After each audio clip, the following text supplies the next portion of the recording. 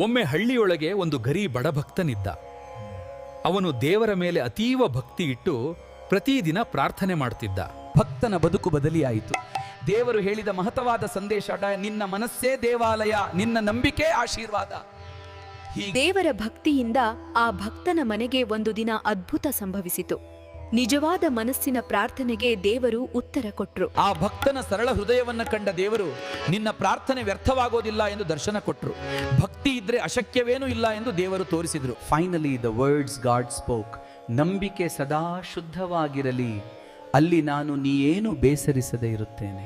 ಭಕ್ತನು ಭಗವಂತನ ನಾಮಸ್ಮರಣೆ ಮಾಡಿದಾಗ ಅವನ ಮನಸ್ಸು ಶಾಂತಿಯಿಂದ ತುಂಬಿತು.